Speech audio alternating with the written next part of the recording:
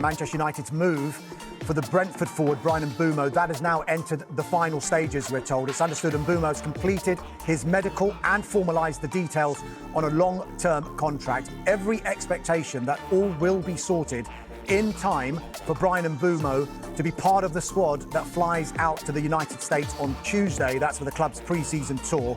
Just a reminder of that deal, it's worth £71 million in total. United will pay an initial £65 million, that's in 4 instalments, plus £6 million in performance-related add-ons. And you touched on it before, those 5 players who potentially could leave. I think the priority for Manchester United now, I know the fans are asking about Mbueumo and trying to bring in a striker straight after. Right now, the priority for Manchester United is get the Bryan Mbeumo deal over the line, sort out the Marcus Rashford deal, and then sort out potential departures for the likes of Jadon Sancho, Alejandro Garnacho, Antony, and, of course, Tyrell Malacia. So plenty to talk about with regard to Manchester United. Let's go from Manchester United now, though, Mark, to Liverpool. Is with Marcus Rashford's move from Manchester United to Barcelona. Mark, where are we with it? I think Marcus Rashford will be one of the happiest men in the world right now because he's getting what he's described as a dream opportunity and a dream move to Barcelona, one of the Spanish giants. Now, the latest is he's currently travelling to Spain to formalise and complete the details and medical with regards to this move from Manchester United.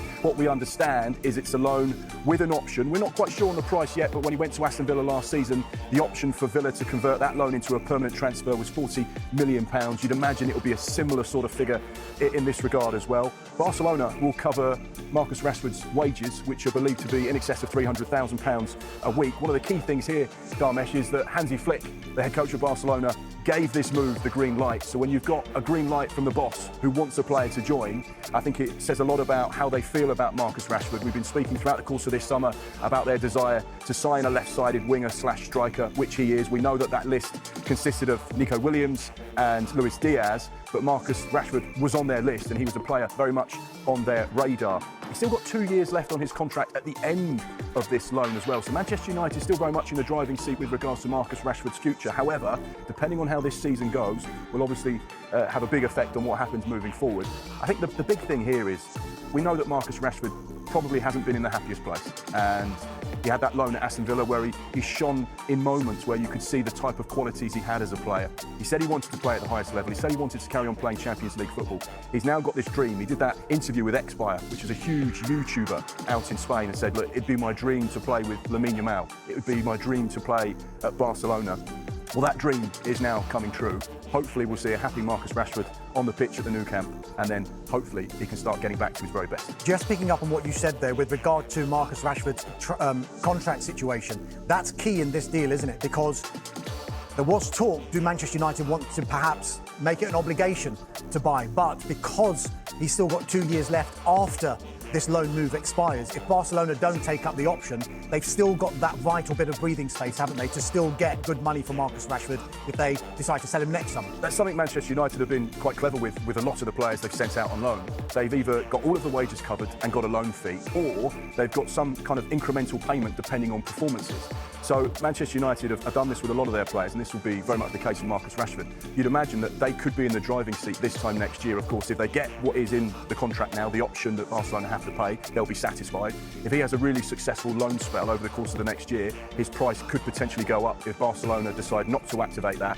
And then in the European market, he could still have quite a hefty value because of his performances over the course of the next year. So it certainly feels like the right move for all parties. We know that there's been 5 Manchester United players that are all subject to the exit door at Old Trafford, Marcus Rashford being one of them and being the first one to depart the club.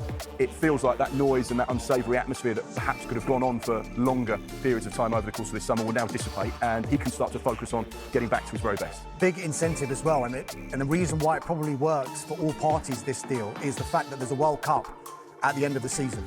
So Marcus Rashford, for his own future, needs to be playing football. Barcelona, what a stage to be playing your football. And if he plays well, he could get into the England squad.